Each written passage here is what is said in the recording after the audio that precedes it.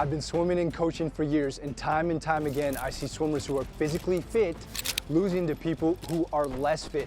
Those same swimmers come to me complaining, saying, why can't I go faster? I don't even know why I can't do the same thing as that other guy.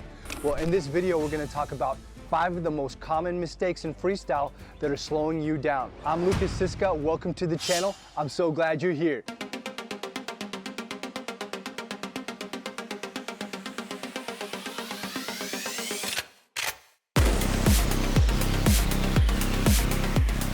Mistake number 1 is swimmers are slipping through the water and they don't know why. First, what we're gonna look at is this technique right here. It looks right at first, but in reality, swimming like this is totally wrong and you're slipping through the water majorly. Now, when we look at correct technique, it involves just pulling massive amounts of water. And when you do this, you're gonna reach your full potential. How do you do that? Check this out. So a lot of people don't quite get it when we talk about bad rotation and just why it's so weak. So I'm gonna use Petra, which happens to be my wife, to show you. So when I come across and I over rotate, that means like this, and she's representing the water. When I push down, this is a weak spot to be put in. My shoulder is not as powerful. I'm not bringing in the bigger muscles of my body. It's just weak. Now, the same thing is if I under rotate, I just stay flat. When I push down from this position, look at this, my elbow immediately drops, and this is weak right here. I can't do it. If I want to push her down properly, push the water down properly, I've got to rotate, get that elbow high, and then look, from this position, I've got power. I can use all these muscles and I can push way more powerful. Mistake number 2, swimmers are pulling with their recovery arm while breathing. Now we look at something that is rarely talked about, but a huge problem, and that is breathing with the recovery arm pulling through. When you swim correct technique, your recovery arm needs to stay straight and not move at all until that head comes down. Let's elaborate on that further now. So if you want to avoid this mistake or even know what I'm talking about, let me show you right now. When you pull with the recovery arm, this is the recovery arm, I'm going for a breath, they start pulling down like this. And look at this position right here. It's horrible. My stroke is all out of whack, huge drag, and how in the world am I gonna swim like this? All right, let me show you how to do it properly here on land first. Arm goes in, go for a breath, stay straight, doesn't go anywhere until I put my head back down. Breathe, straight arm, go back down. Breathe, straight arm, go back down. This keeps your stroke in line, it keeps your rhythm in line, and just puts all your power going forward, nowhere else. When swimmers have sinking legs, they are just totally wasting all their energy with inefficient movements. This is the hardest way to swim freestyle, and there's no way you can swim more than 50 to 100 meters like this without feeling totally wasted.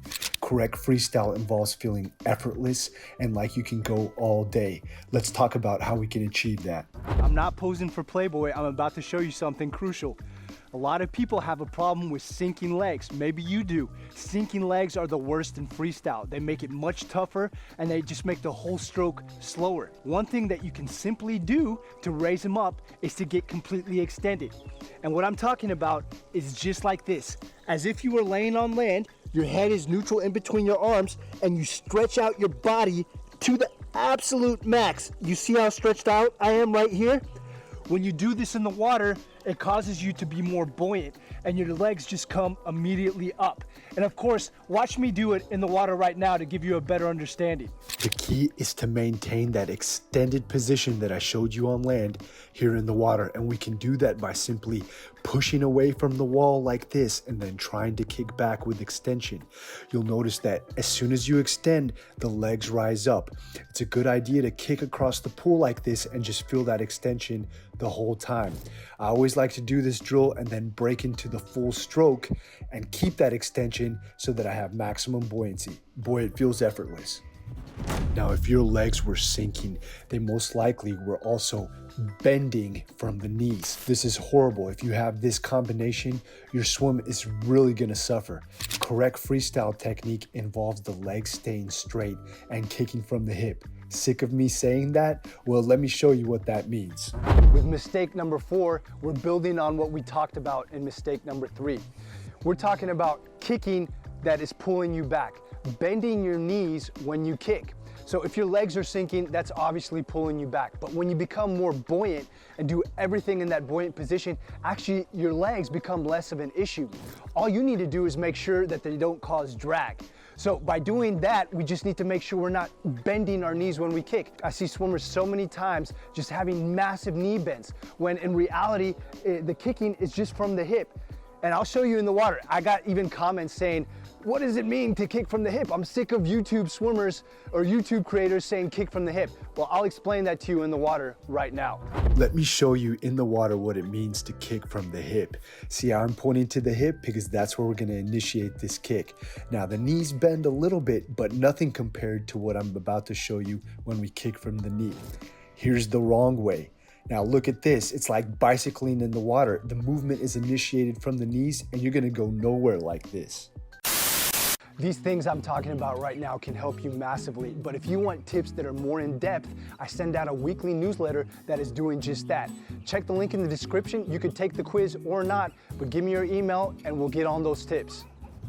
Common problems in freestyle often involve crossing the midline in swimming. When you do this, all your power goes to the side and all over the place instead of propelling you forward.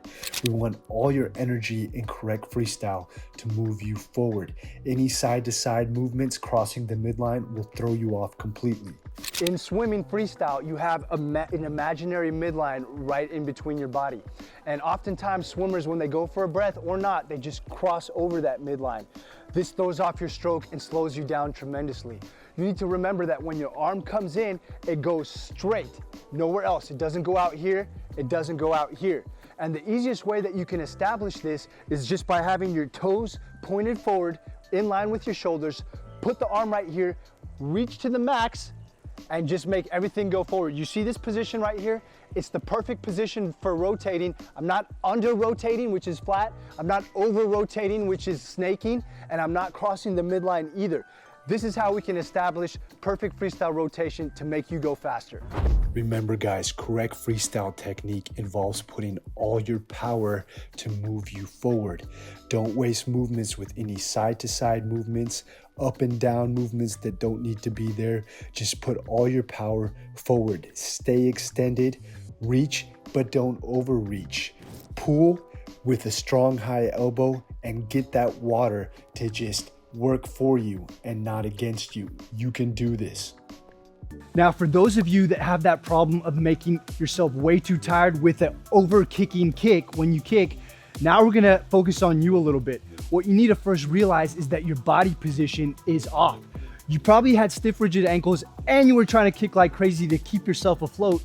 But the problem is your body position needs to be better so that you float without doing that. So all you have to do is just extend your body to the max and your back half will rise to the top. And then I want you to take that one slow kick and we're gonna put it into your stroke where you're just gonna kick with one arm and then kick with the other arm. And that's called the 2-beat kick. Having a 2-beat kick is just a relaxing way to swim. Some of you might know the YouTuber Adam Oceanwalker. This is the way he teaches his swimmers to swim. It's a great way to get you to relax and not overkick. The only problem is you don't want to be stuck swimming like this forever because you can't progress to a faster type freestyle. But it's an excellent way to just get the hang of being comfortable in the water. Now that 2-beat kick that I was just talking about for you that get too tired with kicking, I don't want you to be stuck in that forever. This is just to teach you how to relax when you swim freestyle. Eventually, I want you to learn how to kick in all kinds of ways. 2-beat sometimes, 6-beat when you need it, because if you have that diversity of kick, that just makes you a more versatile swimmer and you can reach higher heights. Don't limit yourself. And guys, if you want to know your true swim potential in this moment, I want you to take my quiz and we'll give you a score to let you know. Look in the comments below, click the link and find out.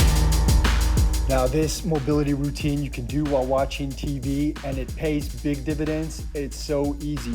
First, I like to just sit down on my ankles, roll back and forth. I've been doing this for a long time, so if you can't do this, just get in this position and go as deep as you can without discomfort. Then I like to sit down and just roll my ankles. Doing it like this just really loosens them up. I go deeper by then manually grabbing the ankle, trying to get a deeper stretch. and then rolling them manually as well. Remember, you're not going past the point of discomfort. After doing that, I find that if I sit back down on my ankles, I can go even deeper, and I just roll them a little bit further with the weight of my body. After doing that, I always like to then just see how floppy my ankles are and try to practice that motion that we do in the water. It's great for muscle memory. Simple as that, guys. Now, if you found this video helpful, I have a whole lot of videos teaching you how to swim faster at Freestyle. And one in particular is where I got one of my clients to drop from 210 all the way down to 130 in 6 months. If you want to see that, check out this video. I'm Lukas Siska. Thank you for watching, and I'll see you next time.